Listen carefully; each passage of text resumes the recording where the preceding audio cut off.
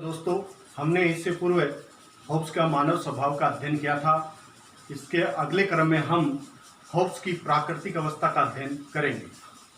Hobbes ने प्राकृतिक अवस्था के विचार में एक अराजकतापूर्ण व्यवस्था का वर्णन किया है। अर्थात होब्स ने प्राकृतिक अवस्था के रूप में एक अराजकतापूर्ण व्यवस्था का वर्णन किया है। उसने मानव प्रकृति को पूर्व सामाजिक दशा कहा है। अर्थात उसने मानव प्रकृति को राज्य के निर्माण से पूर्व की सामाजिक दशा कहा है, जिसमें मानव जीवन नारकीय, असहनीय तथा दुर्व्यवहार स्वरूप था। अर्थात राज्य की उत्पत्ति से पूर्व मानव का जीवन नारकीय, असहनीय था तथा इस काल में दुर्व्यवहार होता रहता था। अर्थात दुर्व्यवहार स्वरूप था। राज्य की स्थिति या मानव का जीवन इस प्रकार का था।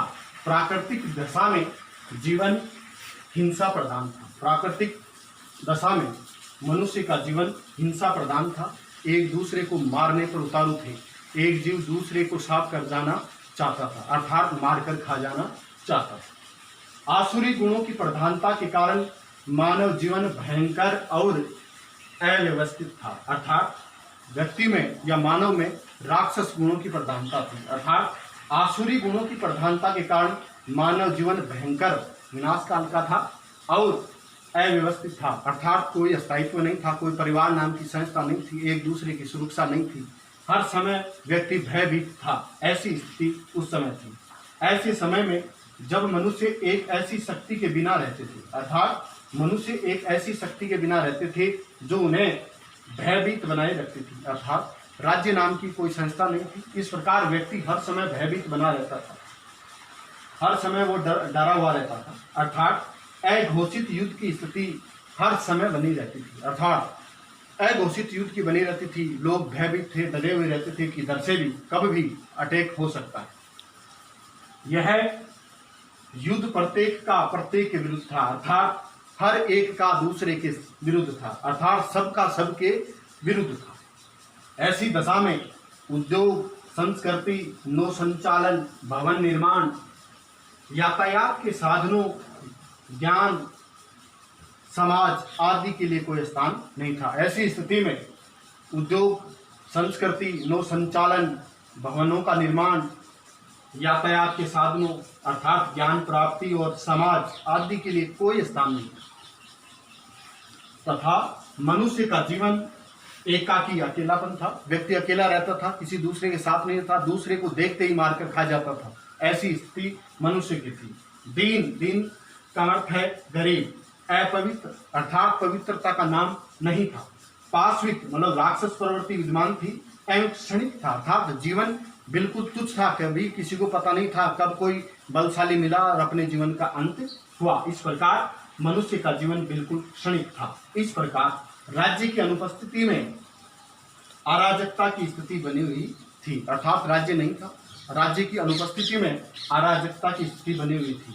उसमें जिसकी लाठी उसकी भैंस, अर्थात यह अवस्था ऐसी थी कि जिसकी लाठी उसकी भैंस, अर्थात बलशाली का हित ही न्याय था। अर्थात राजा करे सो न्याय या बलशाली करे सो वही उचित है, ऐसी कहावत उस समय प्रचलित थी। अथवा चाहे जो छीनो या चाहे जिसे मार डालो, अर्थात जिससे जो भी छीनना है छीन लो, जिसको मारना चाहो उसको मार लो, मार डालो का सिद्धांत प्रभावशाली था। कोई किसी का अभिभावक नहीं था और न ही कोई किसी का मित्र था और न कोई किसी का रक्षक था। अर्थात एक दूसरे की रक्षा करने वाला कोई भी नहीं था। कोई किसी का अभिभावक नहीं था और कोई किसी का मित्र नहीं था। सब एक दूसरे के भक्षक थे, अर्थात एक दूसरे के भक्षक बने हुए थे। एक जीव दूसरों को साफ कर जाना चाहता था, अर्थात एक जीव दूसरे जीव को मारकर खा जाना चाहता था।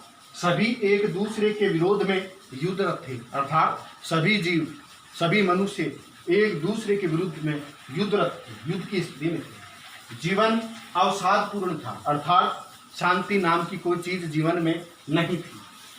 गतिरोध में एवं निसार था, अर्थात जीवन में न कोई गति थी न जीवन का कोई सार था। इस प्रकार गतिरोध में एवं निसार जीवन बना हुआ था। शक्ति और धोखा मनुष्य के प्रधान गुण थे, अर्थात व्यक्ति के प्रधान गुण थे धोखा करना और शक्ति का सहारा लो और धोखा करो, यही मनुष्य के प्रधान गुण थे। यह दशा भारतीय ग्रंथों में वर्णित मत्स्य न्याय जैसी थी। यह दशा भारतीय प्राचीन ग्रंथों में जो मत्स्य न्याय की स्थिति का वर्णन किया गया है उसके समान थी। हर जीव दूसरे को मारकर खा जाना चाहता था, अर्थात जैसे समुद्र में मत्स्य न्याय की स्थिति होती है, छोटी मछली को बड़ी मछली मारकर खा जाती है, अर्थात छोटी मछली बड़ी मछली के पेट में समा जाती है। ऐसी स्थिति पृथ्वी पर विद्यमान थी। हर क्षण कच्चे धागे से लटकती तलवार सिर पर नाचती रहती थी, अर्थात यह अवस्था ऐसी थी कि कच्चे धागे से लटकती तलवार सिर पर नाचती रहती थी कि कब किसका अंतिम समय आ जाए। मनुष्य भेड़ियों की तरह खूंखार तथा हिंसक था, अर्थात प्राकृतिक अवस्था मनुष्य भेड़ियों की तरह खूंखार तथा हिंसक था। सामान्य विधि अथवा राजकीय नियम कानून के अभाव में बल प्रयोग, धोखा, प्रतिज्ञा भंग करना सब उचित माने जाते थे, अर्थात राजकीय नियम कानून के अभाव में बल प्रयोग करना, किसी के साथ धोखा करना तथा प्रतिज्ञा भंग करना सब उचित माने जाते थे, अर्थात इस समय वचनबद्धता का पूर्ण रूप से अभाव था।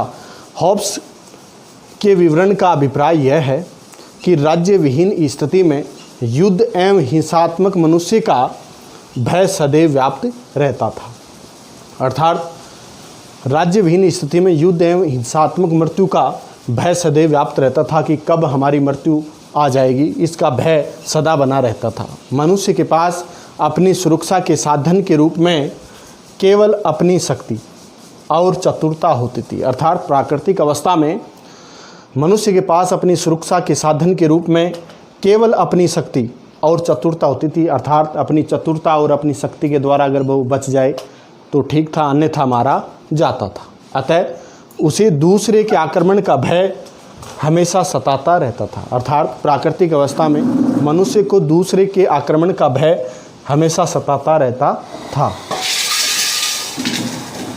हॉब्स के वर्णन से प्राकृतिक दशा की तीन मुख्य विशेषताएं स्पष्ट होती हैं। प्रथम विशेषता यह है कि इसमें नैतिकता का सर्वथा अभाव था, अर्थात प्राकृतिक अवस्था में पहली विशेषता है कि इसमें नैतिकता का सर्वथा अभाव था, नैतिकता नाम की भी नहीं थी। सत्य असत्य का कोई विवेक नहीं था, अर्थात सत्य और असत्य का कोई विवेक नहीं था। सभी व्यक्ति अपनी मानसिक भावनाओं से प्रेरित होकर कार्य करते थे, अर्थात सभी मनुष्य अपनी इच्छा से अभिप्रेरित होकर अपनी मानसिक भावनाओं से प्रेरित होकर कार्य करते थे। उसके लिए हिंसा और हत्या उचित साधन थे। ऐसी स्थिति में व्यक्ति के पास में हत्या और हिंसा को ही उचित साधन मानता था और ऐसे ही उचित साधन थे। द्वितीय विशेषता यह है कि इस अवस्था में न्याय और अन्याय के विचार के लिए कोई स्थान नहीं होता था, अर्थात प्राकृतिक अवस्था में न्याय और अन्याय के लिए कोई स्थान नहीं था, क्योंकि न्याय और अन्याय का फैसला करने वाला कानून नहीं था, अर्थात न्याय क्या है अन्याय क्या है इसका फैसला करने वाला कानून नहीं था। तीसरी विशेषता यह है कि इस दशा में व्यक्तिक संपत्ति का अभाव था, अर्थात व्यक्ति के पास में संपत्ति नहीं थी, अर्थात पारिवारिक संपत्ति का पूर्ण रूप से अभाव था। इस अवस्था में परिवार भी नहीं था। निरंतर हत्या और संघर्ष के परिपूर्ण वातावरण में स्थायी व्यक्तिक संपत्ति की कल्पना भी नहीं की जा सकती थी, अर्थात इस भय के वातावरण में या संघर्ष के वातावरण में स्थायी व्यक्तिक संपत्ति की कल्पना नहीं की जा सकती थी। वास्तव में प्राकृतिक अवस्था के इस चित्रण से हॉब्स का आशय था कि राज्य शक्ति के अभाव में लोगों का जीवन इसी प्रकार का होना संभव था। इस प्रकार हॉब्स ये कहता है कि प्राकृतिक अवस्था में जब राज्य शक्ति का अभाव था तो इस प्रकार लोगों का जीवन इसी प्रकार का होना संभव था, अर्थात राज्य के बिना नागरिकों का जीवन अराजकतापूर्ण होता है। इसी बात की ओर हॉब्स ने इशारा किया है। हॉब्स के कथनानुसार जब कभी राज्य शक्ति निर्बल रही है, अर्थात हॉब्स ने कहा कि जब जब राज्य शक्ति निर्बल रही है तभी समाज में इसी प्रकार की प्राकृतिक दशा उत्पन्न होती रही है, अर्थात हॉब्स ने कहा कि जब जब राज्य की शक्ति निर्बल रही है तब तब समाज में इसी प्रकार की प्राकृतिक दशा उत्पन्न होती रही है। इस प्रकार हॉब्स ने अपनी प्राकृतिक अवस्था में बताया है कि ये बड़ी असहनीय थी, इसमें अराजकता का वातावरण था तथा मनुष्य सुरक्षित नहीं था, क्योंकि मनुष्य के सिर पर कच्चे धागे से बंधी तलवार निरंतर लटकती रहती थी कि कब किसका समय पूरा हो गया हो।